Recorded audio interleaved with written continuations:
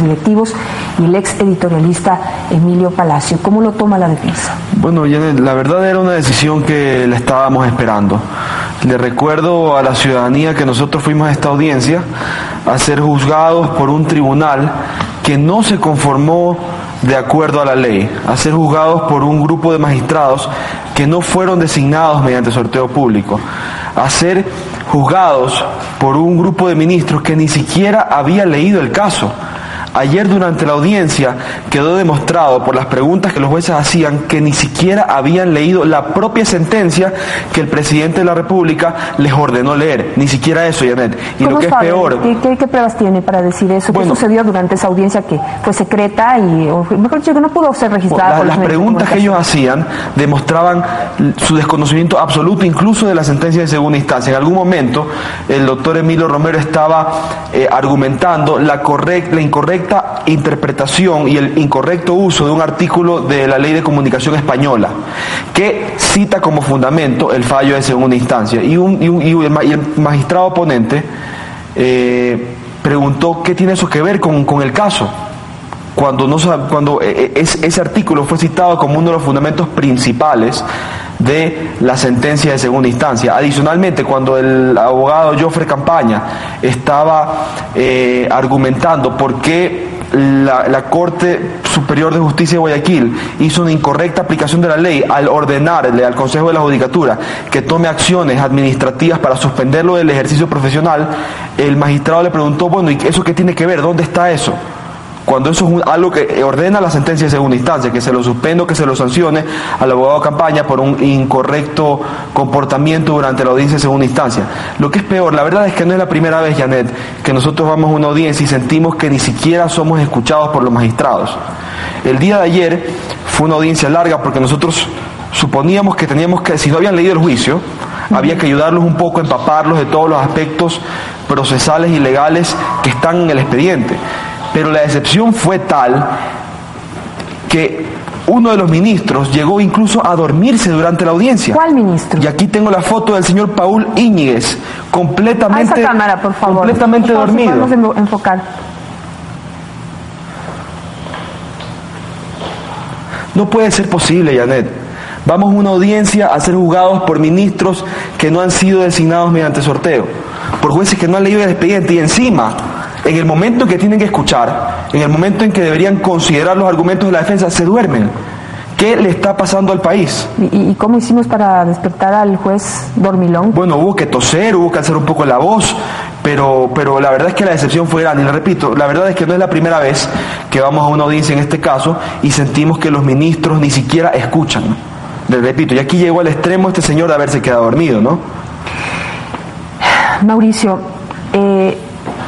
una vez conocida el rechazo de este recurso de casación, ¿cuáles son las aberraciones jurídicas que también se ratifican con esa sentencia y que ponen en peligro futuros procesos en donde cualquier ecuatoriano puede acudir a la justicia para que pues se los utilice injustamente o para sancionar injustamente a otras personas? Bueno, son muchísimos.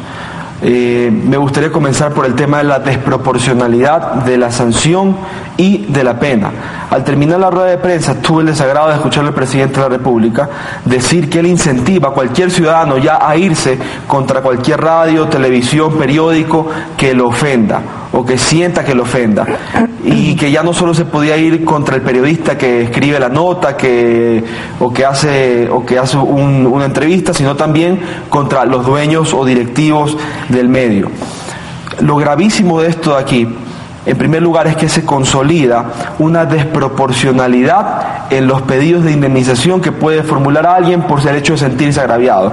Esto de los 40 millones quedó en evidencia como un ridículo cuando se hizo un cuadro comparativo entre las indemnizaciones que paga la Corte Interamericana de Derechos Humanos frente a las indemnizaciones que las Cortes del Ecuador le dan al presidente de la República. ¿Cuál es la máxima sanción económica que ha impuesto la Corte Interamericana? La máxima sanción económica fue en un caso contra Nicaragua, en el que se sancionó al Estado por haber violado el derecho a la integridad personal de una señora que fue violada y que fue descuartizada haciendo parecer un crimen político como un crimen pasional.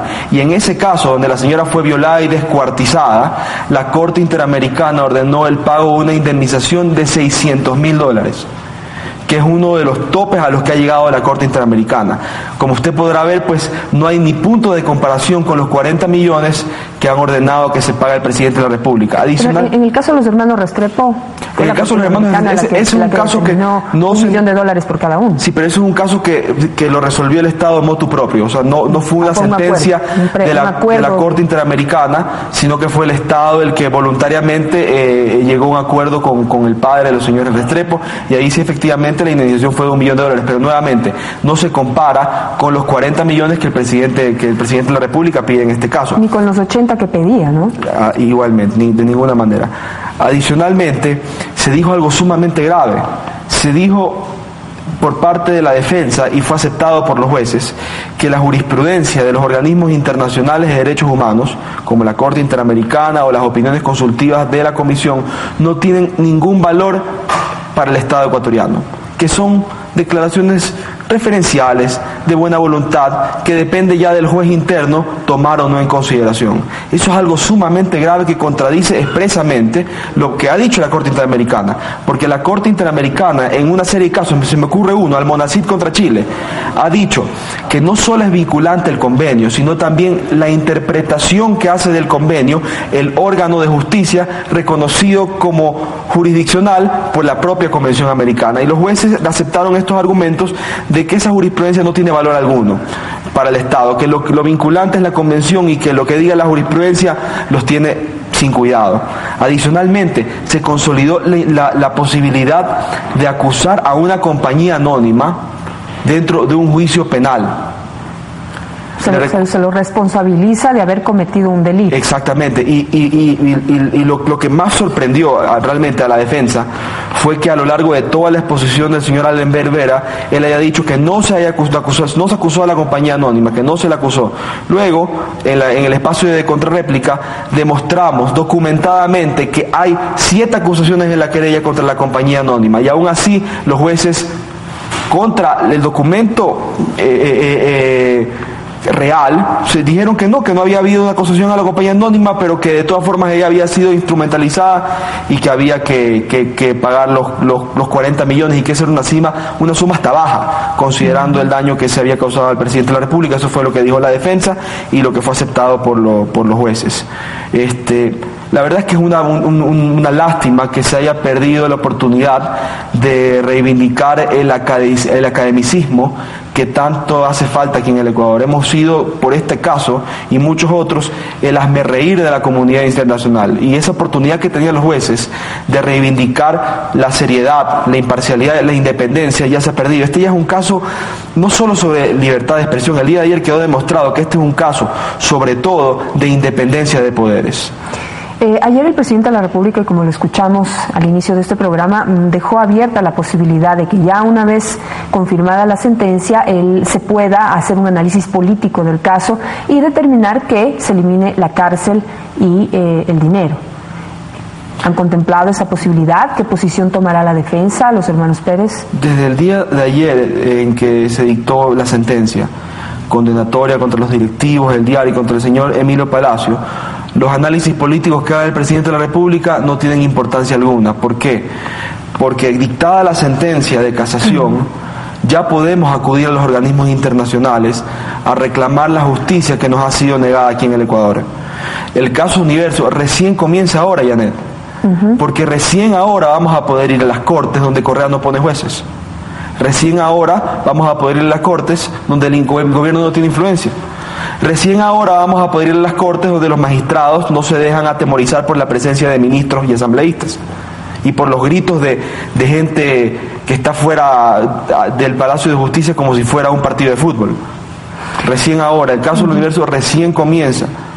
¿Cuándo se empezará ese proceso ya, digamos, formalmente? Bueno, hace algún tiempo nosotros presentamos un pedido de medidas cautelares a la Comisión Interamericana de Derechos Humanos, y recién ahora ya la comisión podría emitir un pronunciamiento con el objetivo de suspender de manera inmediata la ejecución de la sentencia que se ha dictado ya contra los hermanos Pérez, el señor Emilio Palacio, y contra la Compañía Anónima del Universo.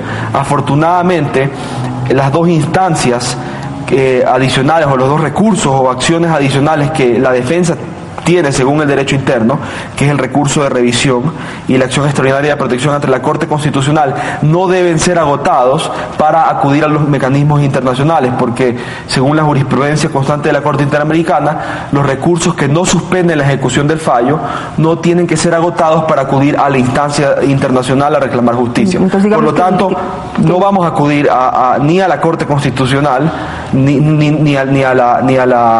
nuevamente a la Corte Nacional de Justicia.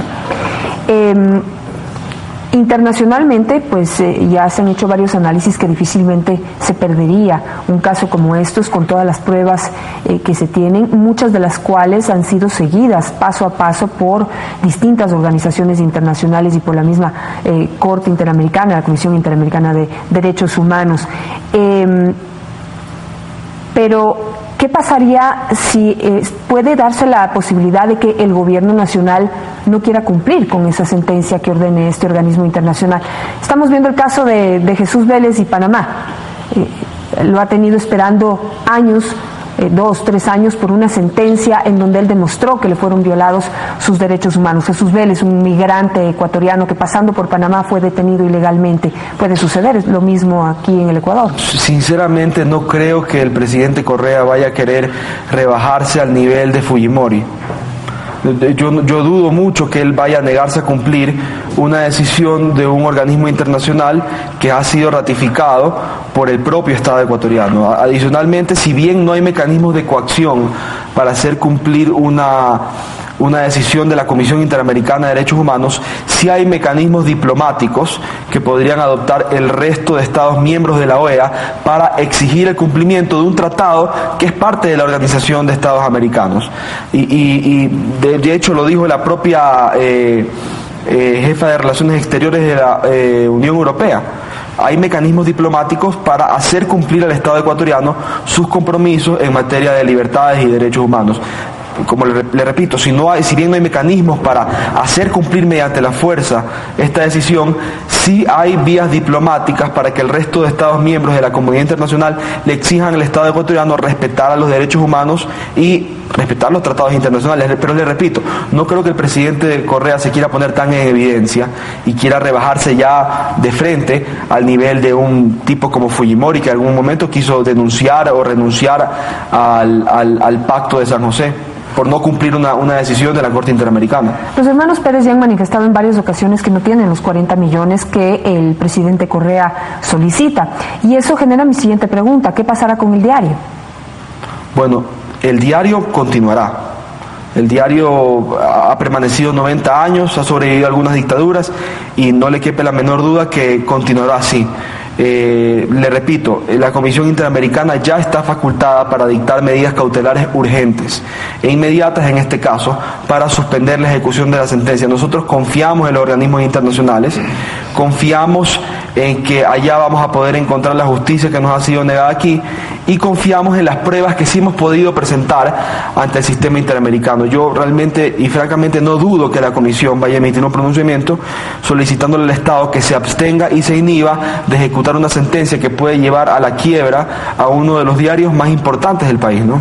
Importante saber qué es lo que va a pasar con el diario El Universo, sobre todo cuando ayer subestimé el tamaño de este medio de comunicación nacional, uno de los más antiguos. Yo ayer dije que unos 300, 350, 400 empleados se quedarían sin trabajo. Pues no, son 900 las personas, 900 los periodistas, editores, distintos funcionarios que trabajan dentro de esta enorme empresa, y 900 personas que en este momento están pensando que podrían quedarse sin trabajo. Por suerte existe esta instancia internacional que de alguna manera los protegerá. Le agradezco muchísimo, gracias, Mauricio, por estar esta mañana. Este tema y esta sentencia tendremos que seguir analizándola durante esta semana. Ya regresamos.